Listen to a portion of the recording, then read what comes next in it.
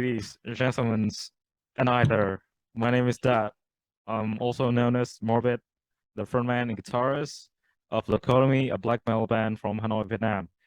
I will only be introducing myself for the first episode. uh, with that being said, welcome to the first ever episode of Arbitrary Night, a podcast where I will be talking to individuals from the metal community about them and their journey with the metal music itself. And for the first episode of Arbitrary Night, I have myself two very special guests, Mr. Liam W. and Mr. Satoshi Fukuda from Rêvasseur.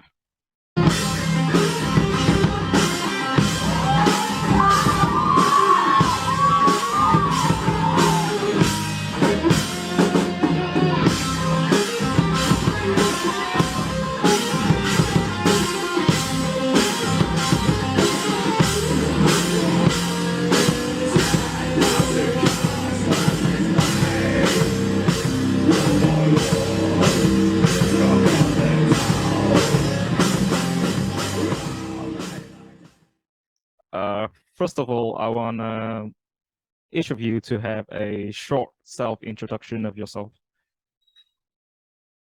Sato, you want to go first, bro? Okay, you can go first. So my name is Liam W. I make disgusting noises for Rêvasseur. And I'm from New Zealand, and I've been in Vietnam for 4 years now. All right. Satoshi? Okay, my name is Satoshi Fukuda, and I'm come from Japan. I'm living in Hanoi in 2 years. Now, and also I'm playing the guitar in Rêvasseur. Nice. Yeah. Okay. As most of us know, in September 20th of 2021, Rêvasseur released their debut EP in Doubtless Memory. While I can say it's influenced by many subgenres of metal, but it's still a melodic death metal record, with sound can be traced back to Swedish legends like, I don't know, At the Gates and In Flames. Maybe I'm not right. Yeah, maybe it's a correct. Maybe I'm because I also love the modern or old school melodic death metal, like as you said, At the Gates or In Flames, but also Dismember or Entomb like this. So I did not intend to make to such kind of melodic death metal, but yeah, the result is just like this. Yeah. Yeah. Okay, the EP is on YouTube, Bandcamp, Spotify, everywhere via House of Igra. You guys can go check it out. But we will not be talking about the EP today. I want to talk about the direction of the band after their debut. First of all, let's talk about the music itself. What will the audience be expecting the music of Rêvasseur is gonna be? Satoshi, you can talk about the instrumentals, mate. Yeah, for instrument, so now I'm playing a guitar and also composing music, and so now I'm trying to we will try to release a new album. I hope this year. I'm not sure. So now we prepare the 8 or 9 new songs. So now we will start to record 2 weeks later after the show. Yeah. Yeah, so this next show will kind of be our last show for a while we try and put this album together. Okay. Like Satoshi said, like Satoshi said, we have like about 8 or 9 songs that are completed. There are a few more, so it's just a case of like deciding which ones to use. And also, for me, I feel like this record is more about Rêvasseur finding their sound. The songs are, I wouldn't say all the same, because there are many different songs, different sounding songs on that we've written so far. But there's definitely more of a clear path, a clear trajectory of what we're trying to do. Whereas, as much as we love the EP was definitely like 4 very different sounding songs. Yeah, Like yeah. I think that's the thing about Rêvasseur. Each track has a different influences, if I'm not correct. For sure. Yeah. So I don't know if you guys release your first album, will that change? Like, will you have a distinctive sound, or you still going with different sounds like the EP? Yeah, some song will be almost same maybe, but almost song will be so many kinds of genre. Like it feels like a new metal, or some songs is also death metal, melodic death metal, or something. Yeah, maybe Sure. it will be so many kind of song be in new album. I hope so. Yeah, like like Satoshi mentioned, it's there's a streamlining. There are definitely songs that you can clearly go, okay, they're finding their sound, but there are some experimental elements. For example, there's one song that has like almost a nu metal bouncy kind of riff. So yeah, it's same but different, maybe you can call it. Yeah. I don't know. Maybe I'm the only one, but I feel like I love the way that Rêvasseur music is diverse. Like Thanks, man. yeah, like yeah, the music itself is melodic death metal, but I can say Liam vocal style is pretty much like a hardcore vocal. Kind of, yeah. Like, Yeah, kind there's of. Yeah, that's for sure one of my biggest influences, like metalcore, kind of hardcore, yeah, and yeah. death metal. Yeah, I mean everything. We're if you look at our music taste as a band, it's like Yeah, we will be talking about that later. Okay. Sure. Okay, so that's the music. I want to talk about the image of the band. Will the band change the image? Well, some bands favor a mysterious or occult image, while others love a vulgar, brutal image. You guys are different, I believe. You have a artsy and dreamy vibe, like the name of the band, which means daydreamer in French, right? Correct. Yeah. Correct. Yeah. Uh, and you have a very friendly approach to the audience. Will that change in the future? Yeah, I think the next show I might just punch the nearest audience member as soon as I can. No, I mean, like, Good one, dude. to be honest, it's like, obviously it's metal, it's aggressive, and there's a persona on stage, but at the same time, you want to get the crowd going, and I feel like for our band anyway, especially the genre we play, it's it comes across a bit corny if we stand there looking grim. Yeah, like We're definitely not like happy clappy. Join us, but we want to kind of get the audience moving a little bit.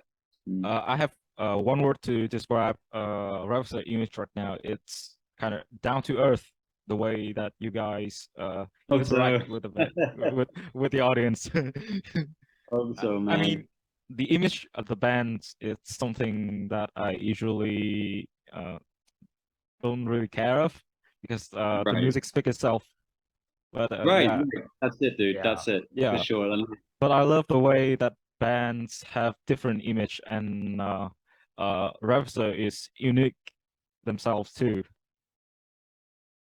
Okay. Yeah, man. many band photo. So some band photo looks like a scary face, or like Yeah. some black metal band is like a gothic style photo or something. But maybe we don't have such kind of any specific style, I think. Not so so far. much, yeah. Yeah. I mean, like photo shoots like that is kind of edgy. I don't know. Yeah. Well, yeah. No corpse paint just yet. Yeah. Anyway. Yeah. Okay. So, during recent live shows, you guys dropped a few new tracks, and to my perspective, they are really, really good, and they are a little bit like the EP, a little bit different, and that's what I love about it. Will these tracks be available on your album? We are hoping so. Hoping so. Most likely. I think the ones that the thing what we're trying to do is with the live shows, we're seeing how the tracks work in the live environment. So we're going to go away after the next show and maybe make some adjustments based on what they are works such live. a banger, though. Yeah. Okay. Well, thanks, man. Glad you like, bro. Yeah, I mean, like, I think I'm quite proud of them anyway, but it depends what we all agree on as a band later on. Okay. Yeah. All right. Okay, now I want to talk about you and your musical journey so far. So, Liam, Yeah. to my perspective, you are a really decent lyricist, which reflects on Dude. the lyrics of Rêvasseur EP. More, tell me more. I will. Yeah. Can you talk about the usual process of lyric writing and what influenced you? Yeah, so essentially, I don't start writing lyrics until Satoshi's made the amazing instrumentals he normally makes. So once Satoshi sends me like a basic raw demo of the song, I'll go and start writing lyrics. So a lot of my lyrics are influenced by whatever I'm reading, and I read a lot of like dark fantasy and like history and shit like that. And so yeah, and when I'm reading, I normally like highlight quotes and stuff. So I've got like a fucking notebook full of quotes, man, and I just go through and kind of find stuff that jumps out at me, and then try and fit it to the music, and I'll build a song like around a quote. So it all comes from all over the place, so yeah, depending on whatever is kind of on my mind at the time. But I just want to make it clear that I don't write like poems or anything like that. I don't write lyrics beforehand. It's always in an accompaniment to the music, music first, then I put the lyrics to it. Well, yeah, maybe each vocalist have a different approach to the process of lyrics writing. Yeah. Right. I myself have a kind of different approach to the process. I usually what do you do? I usually like for the I don't know if I can say this, but our debut album is gonna be a. Oh, nice. And, so each will follow the same theme, yeah? Yeah. So like each track will represent a part of a story. And that's why that's how I write lyrics. I take a story and I develop it into lyrics. So very cool. Let's say we can say that the lyrics is a storytelling. Very cool, man. I really want to give that a go. I want to like start with the lyrics of one of our songs. I want to try that, see if it works. Yeah, it would be really cool to like build a song from scratch like that. Yeah. Okay. And okay, so I myself believe you are one of the most technical and professional when it comes to vocal in the metal scene right now. Real, you reckon, man? Dude, I'm being honest right now. I'm being honest. Dude, you're very kind, mate. You're very kind. Can you talk about your influences to your vocal style and the way you practice to maintain your vocal in, I don't know, top condition? Yeah, man. I mean, I'll be honest with you, like regarding like technique, things like that, I don't like go on YouTube and like research all the techniques. I don't know the vocabulary, but I just kind of trial and error emulate my favorite vocalists a little bit, try and find what works for me, what doesn't hurt, or what's manageable over a long period of time, because a show is like 30-40 minutes, so don't want to burn your voice out. But favorite vocalists, I would say, there's Parkway Drive, Winston McCall. Old school Parkway Drive though. Just his style is so powerful. And there's a guy from New Zealand. I can't remember his name, but he's in a band called Depths. Really good death metal band from New Zealand, and I've always found his vocals fucking cavernous. You know, that really loud, deep growl, and yeah. So I try and bring that to the table. And then like a lot of the boys in the band like black metal, so I try and like kind of bring that in the high pitched black metal stream. I try and work that into the whole thing too. But regarding like practicing, generally, yeah, I'll annoy the fuck out of my neighbors every couple of times a week. I'll just do like run through the set. Well, that I can relate to. Yeah. Yeah, man. Like you gotta do it, right? Like, they have no idea what's going on in the room above them. I think they got a demon upstairs or something, calling the priest maybe. So yeah, like just fucking trial and error. At the start, when I first started doing it, just didn't understand how to project my voice a little bit. So yeah, I realized like when you push with your your diaphragm, it should feel like you're kind of trying to take a shit. If I'm getting that feeling and I can feel the shit coming, I know I'm doing the right thing. So, yeah. Very interesting. Yeah. Very interesting. I mean, I myself have the same way to like practice my vocal. I usually like listen to my favorite vocalist, and I try to imitate his style. So yeah, that we can relate. For sure, like imitate, but find your own thing, right? Like we gotta exactly like the way we combine the styles of different vocalists. We kind of create our own vocal style. Absolutely. Okay, so Satoshi.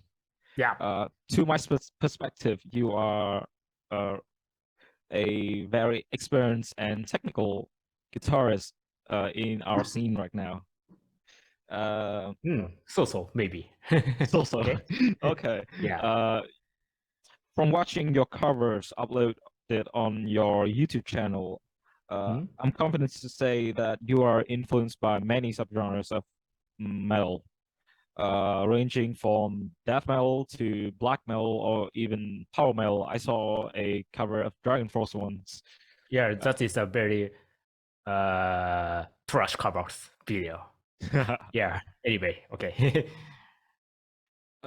You must have been playing guitar for a really long time, right? Yes. So now I'm a 29 years old, and I started to play guitar from maybe 15 or 16 years old, maybe. Whoa. So yeah, about like 15 over years 10, of playing. Yeah, like around this. Yeah. Okay. What influenced you to pick up the guitar then?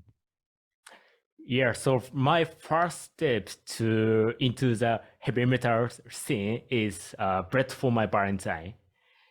So yeah, when I saw the guitarist of Bread for My Valentine is called Marshall Tuck, they have a some kind of Randy Bree guitar. At that time, so I bought firstly I bought Frank Bree guitar, and next I buy Randy Bree guitar. Nice. Yeah. And so when I started to practice the guitar, same as Liam and you, so same as a vocal practicing. So I practice so many Bread for My Valentine songs and try to develop my skill. Nice. Yeah. Everyone have their first influences. I myself were first influenced by Sister Gates of Avenged Sevenfold. Yeah, that's good. Yeah. Okay. I think A7X is probably a gateway for a lot of us, right? Yeah, it's my first metal band. Yeah. Okay. Yeah. Dude, yeah. Okay, Satoshi, after many years of practicing the guitar and mastered the craft, I guess. No way. Gone through several projects. which bands would you say that influence you the most in the process of writing for Rêvasseur, as you are the main writer? Yeah. So now Rêvasseur is a melodic death metals, and also I had like a Swedish death metal melodic death metal band in Japan. It's called First Bore. So it's influenced by like a Dismember or Entomb or something like this. So in the before I possessed to buy a Swedish death metal maybe 5 or 10 years before. But also now. Wow. Anyway, yeah. So I listened and played so much Swedish death metal songs. Maybe so I get used to play such kind of old school and also modern melodic death metal. So when I try to make new songs, firstly, so I try to play some riff randomly, and so I will record part separately. Then I will combine to the one music. But anyway, so maybe my influence is by a kind of old school Swedish death metal or kind of modern death metal, like this. Yeah, okay. Okay, as you are both coming from a country far away and building yourself a legacy here in Vietnam, more specific, Hanoi, what are your thoughts on the local extreme metal scene? For me, I find that the scene is really welcoming. You know, as a foreigner, it's pretty amazing that people like come to our shows. You know, I don't want to shit on the scene back home, but there's definitely a lot of, you know, no mosh, no fun kind of vibes. And here it's like the people who come are just so forgiving and so open to any genre as long as it's kind of high energy. So that's great to see. And just, I don't know, seeing like the youth support here is just, that's fucking amazing. You know, you're on stage and your audience is giving you that, you're going to give them a bit more back, right? So yeah, I think it's a very vibrant and alive scene here. Okay. Satoshi? Yeah, in Japan, yeah, almost same as in New Zealand, I think. But there's so many kind of heavy metal music scene in Japan, black metal or thrash metal, hardcore, death metal or something like this. Yeah, every music genre have a very, I think, friendly and there's in Vietnam. So I think so. So many teenager, young guys playing heavy music, metal music. But in Japan, there's a maybe half or half. So young guy play and also older guy or legend guy play metals.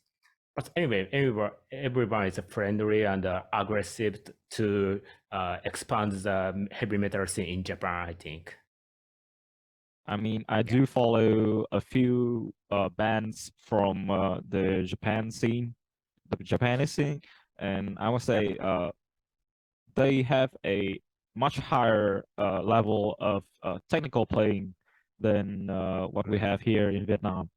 But the scene themselves, I don't know, about the local scene in Vietnam, I feel like they are like really dive into the energy of the band playing on stage, and they really have a good time, which I don't know if it's the same thing as in Japan or New Zealand, but sometimes I feel like it's I don't know, it's not good as they are not committing to the band.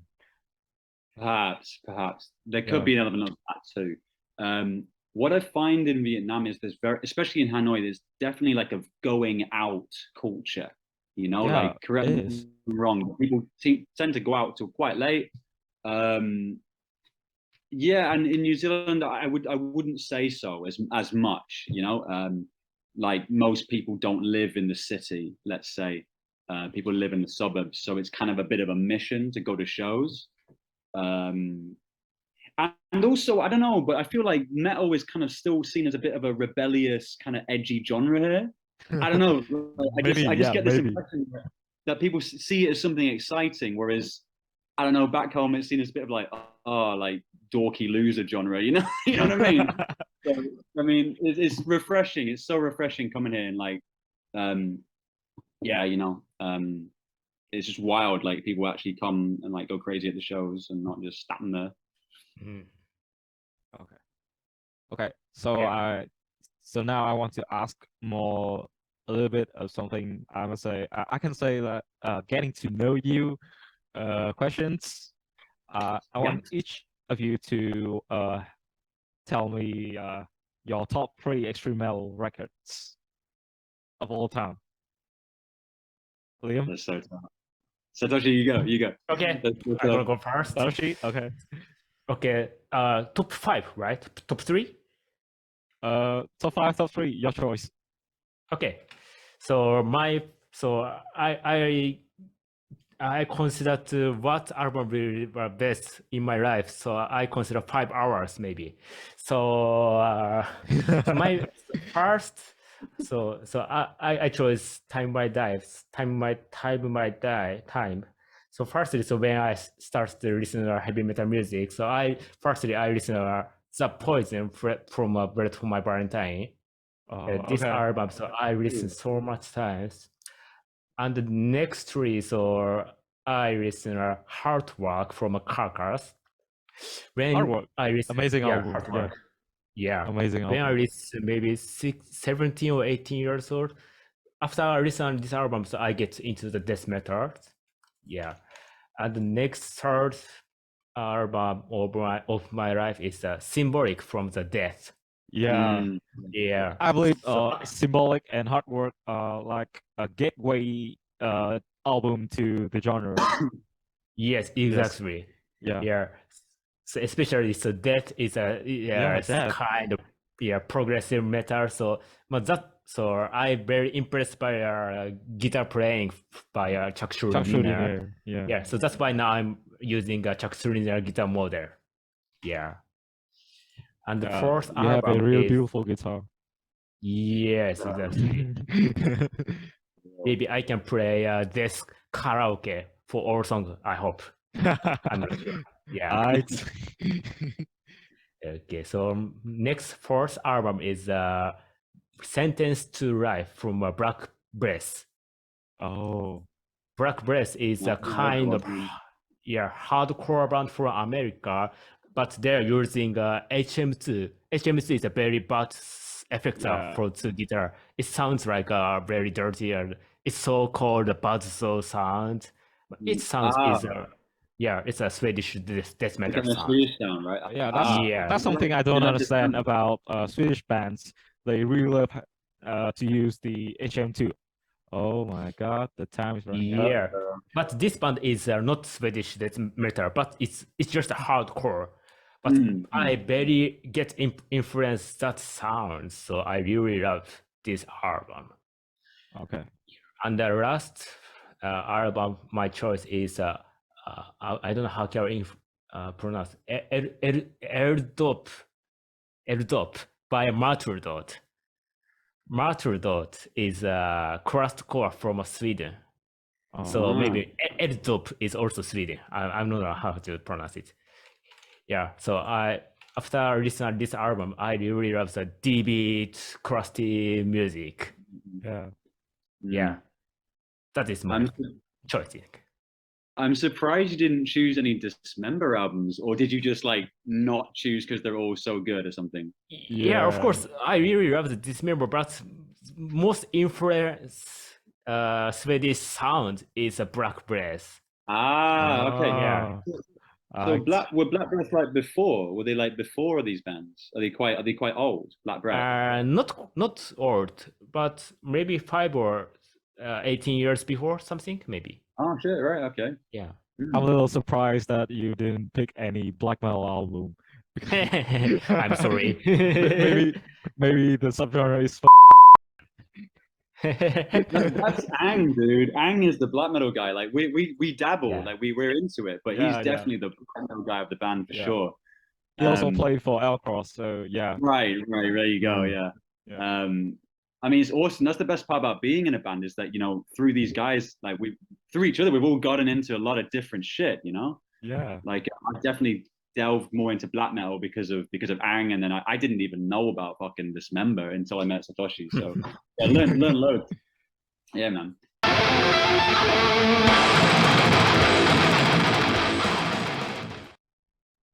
Okay, so Liam, what is your top 3 or top 5 extreme metal records of all time?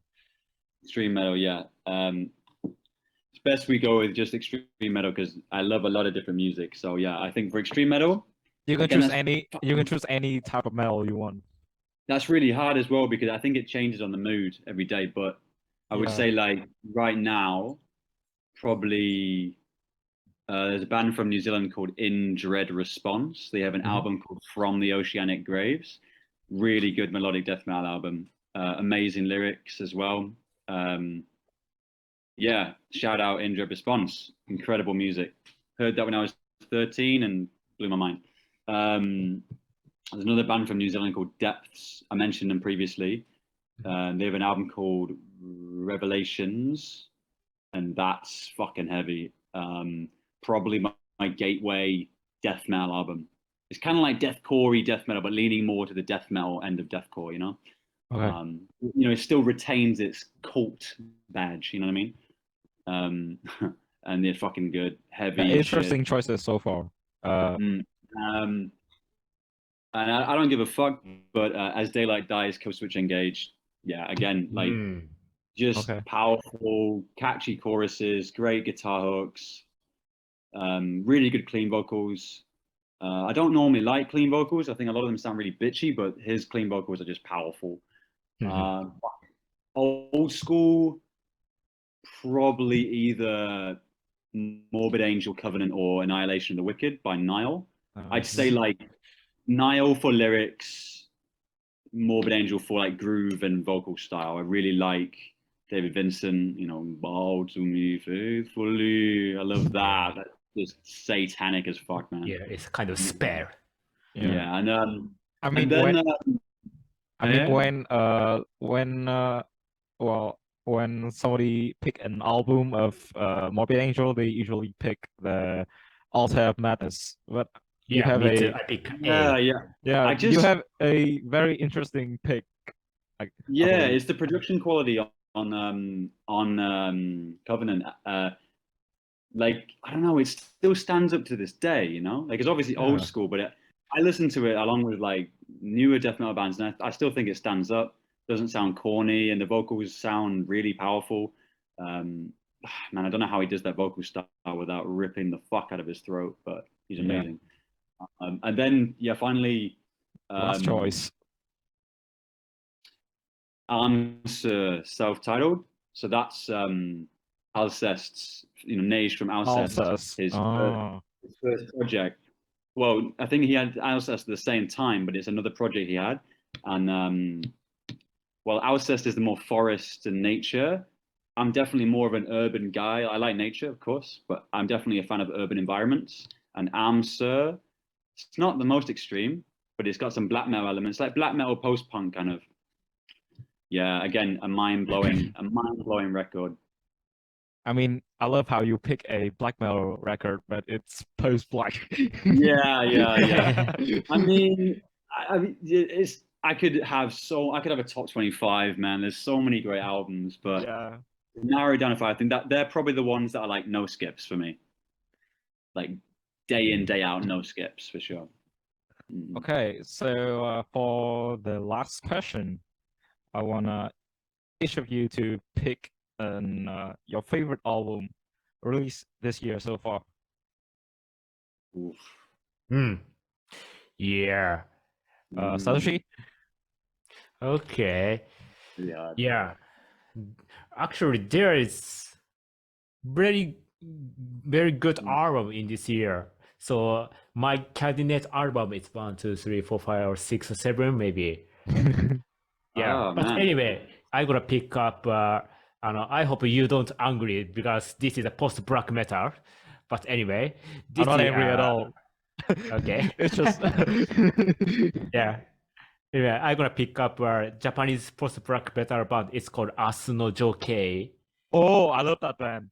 Oh, okay, that's good. Yeah. Yeah. I really So this is maybe a third album or their album, maybe, but this album is mixed into a black metal, and also some kind of J-pop materials into the one song. I'm Yeah. very interested. I really love this album. This year I also picked an album from a Japanese band, and it's Psy. Psy released a new album. Yeah. Their new album is kind of tight and progressive. It's good, very good sounds. And a little bit psychedelic also. Yeah. Yeah, exactly. And they also have like tracks that remind us of the old Psy, the black metal Psy. Okay, so Yeah. Liam, what is your favorite album so far? Yeah, I've been thinking. Man, I'm unlike Satoshi. I haven't really been blown away by any metal albums this year so far. Eskimo Cowboy, right? Which one? Eskimo Cowboy. Oh fucking hell, yeah. Yeah. I also love this song. Oh my god. Anyway, I think like on probably FK Twigs Capri songs or The Weeknd Dawn FM, really they're repeats for me. But metal Rammstein, that was good. Rammstein, yeah. That was a no skips. That was a no skips for me, Rammstein. They literally have a track called Big Titan, which Big Titties. Yeah. Big Titties. What an amazing album, man. Yeah. I love that they can go from the really deep song, like extremely powerful message, to then just big titties. The song that follows, amazing. Yeah. The juxtaposition, man. Contrast. Okay, so what are you expecting so far? Like bands are going to release their album soon. I looking forward to Defreshed. Defreshed is a kind of death thrash metal from Sweden. Very fast, like this. I really love this album. I'm very looking forward to their new album. They are scheduled to release this year? Maybe. I don't know. But will release soon. I hope so. Okay. So Liam? I know Signs of the Swarm have a new one coming out soon. I really like them. I like a lot of deathcore as well. Don't shoot me. And Mental Cruelty recently lost their singer, and so they're looking for a new singer. I'm looking forward to seeing like what they put together. And do you know Gairea? Black metal band Gairea from Portugal. They have a new album now, but they're amazing, man. They wear like black like hoods that have like a kind of crazy looking logo on the front. Very mysterious. Like Squid Game black metal. like what? Squid Game black metal. Like Squid Game black metal. Yeah, it's kind of hilarious when if you pause the video and if you mute the video while they're playing, it's kind of hilarious because they're just running around in black hoods. They're really funny. But their music's really definitely powerful. check them out. Yeah. Yeah, man. I think they have a new album out, but I just haven't checked it out yet. I'm waiting for the moment because it's kind of one of those immersive, cacophonous black metal albums, supposedly. Anyway, so yeah, looking forward to those. Well, this year I'm looking forward to releases from House of Igor. Oh right, yeah. How about we mention those guys? How about yeah. Well, recently the Lockhart dropped the right, and it's so good, like industrial and like I still haven't checked it. I need to check this. It's amazing. You should check it. Yeah. Kind of gothic, right? Yeah, it's gothic. Mm-hmm. Yeah, it's gothic, but not black metal, right? I think it's not black metal. It's more like industrial wave, something like that. I'm not sure. Okay. Not really my go-to music, but I mean, when I listen to it, it blows my mind. Cool. Rocky recently released a death metal album, right? I saw on Facebook. He had so many projects. Ah, nice. Obsess, Brutor, I don't He's know, quite prolific, Butchery, isn't he? Butchery, and he Butchery, recently yeah. Hmm. restarted he pretty much- Woo, a grindcore project. Yeah, Ah, really I interesting. heard he yeah. pretty much put the South. I heard he pretty much put the extreme metal scene together in Saigon. Yeah. I heard that. Yeah, impressive guy. Okay. All right, dude. I- Well, Yeah. Okay, so I think that's it for today.